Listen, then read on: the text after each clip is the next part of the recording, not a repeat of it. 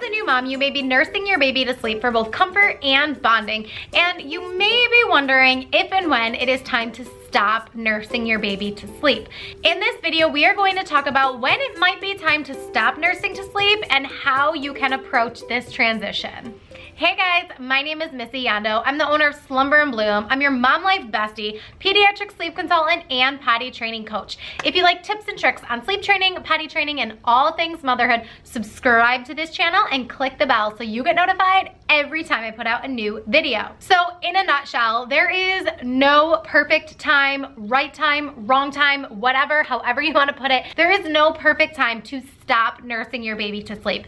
My job is to give you the information on how you can stop nursing to sleep when you are ready. Now, you know that you're ready to stop nursing to sleep when you are up all night long, when you're feeling like a pacifier, and when you're ready to just get your body back and get some sleep. A lot of times moms want to make this change because they're exhausted and they're frustrated and sleep deprived and they need to get more sleep, but what they also don't realize is that your child is also feeling the same way that you are. When a baby is constantly nursing back to sleep all throughout the night, their sleep is broken up, it's fragmented, and they are not getting as restorative of sleep as they should be if they were sleeping through the night without needing these sleep props to fall back to sleep. So like I said, there is no perfect time to stop nursing to sleep, but I'm gonna break this down month by month and talk about how I would make this transition with my clients at these times during your child's life. Now, I also wanna make a disclaimer here that I do not work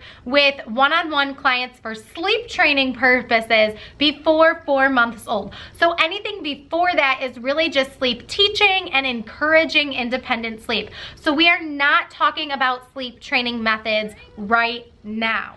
During the first month of your baby's life, anything goes.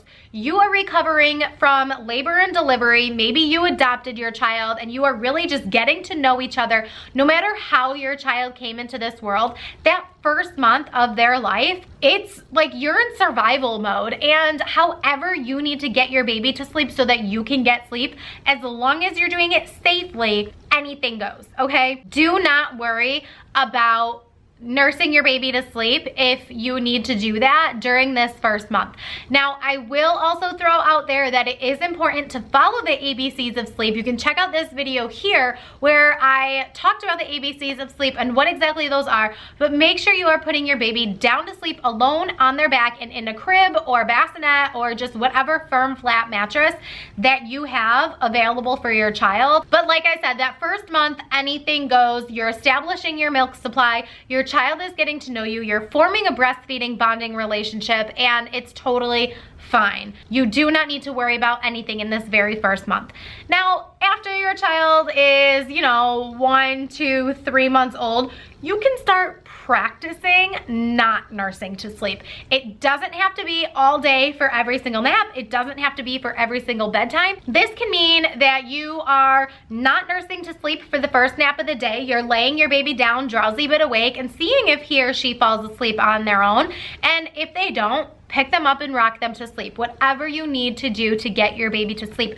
We don't want overtired crying babies, especially at this young of an age. But this also means that if your child does not take to falling asleep independently after just trying once that day, then 100% assist your baby to sleep. That might mean rocking to sleep, bouncing to sleep, walking around the house, getting your baby to fall asleep, whatever you need to do to get your baby to fall asleep. I would rather have your baby have that sleep than to build up a sleep deprivation at such a young age. So right now, between months 1 and 3, we're really just practicing some independent sleep skills once or twice a day. It does not need to be very often. So really, this is kind of just planting the seeds, putting the idea in your baby's brain, even though they're not processing it in your brain in their brain the same way that you are, but just kind of planting those seeds that there are other ways to fall asleep other than nursing to sleep. It's going to make the transition a whole lot easier. Now, month 4 of baby's life, you're probably dealing with a 4-month sleep regression and maybe seeing some bigger milestones like rolling over from front to back and back to front. And your baby probably wants a little bit more freedom in the crib, a little bit more space. They're probably trying to spread out, rolling all over the crib and getting more mobile. This is when we put a hard stop to nursing to sleep. And again, I'm going to reiterate that this information is for those parents who are ready to make this change. I don't want to hear anything about I nursed my baby to sleep until they were 12 months old and everything was fine. Good, great, awesome for you, but I am here to support the parents who are ready to make those changes. At 4 months old, this is when I transition children to sleeping independently. That means that they're sleeping in their own space, and maybe that means that you're moving the bassinet to the other side of your bedroom. If they're not ready for their own room, you're not ready for them to be in their own room. That's totally fine, but you need to give them some more space and distance from you. A lot of babies at this age can sleep through most of the night and need 0 to 1 feedings, maybe 2 if the pediatrician says your child still needs it. But this is the age where falling asleep independently at bedtime every single night is imperative. By 6 months old, your child should be 100% falling asleep independently for every single nap, every single nighttime, and falling back asleep independently throughout the night as they transition through their sleep cycle. This doesn't mean that you're going to have a perfect schedule every single day, but you really should be on track for having a consistent schedule with consistent naps and a consistent bedtime every single day. The sooner you lay the foundation for positive sleep skills and independent sleep skills, the more restorative sleep that your baby is going to get and the more restorative sleep that you're going to get. I cannot tell you how many parents have told me that I've changed their lives because their baby is falling asleep, staying asleep through the night.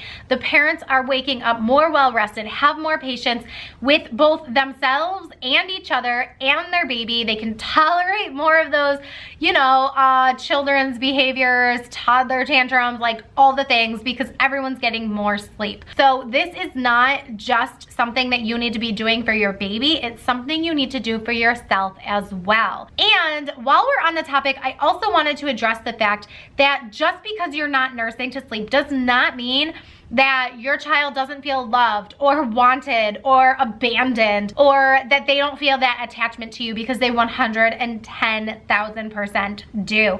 I can tell you from a personal experience, I can tell you from client experiences, and I can tell you from research. Not nursing your baby to sleep is not going to cause any harm whatsoever. Now that we talked about when to stop nursing to sleep and how to break all those months down one by one, I want you to go check out this video over here, and I want you to watch the video on how to choose a sleep training method for your 4-month-old. Now that video is going to break down exactly how to sleep train at 4 months old and beyond, but definitely check out that video for the next step in sleep training. If you have any questions, I want you to click the link in the description box down below and set up a free introductory call with me. We can talk about your situation and how a one-on-one consultation will help your family get more sleep. I would love to help your family bloom. If you're not sure if it's time for sleep training, then click the link down below and take my quiz. It's a very quick quiz to see if your child is ready for sleep training and if it's something in your near future, and we can get started. So make sure you check that out.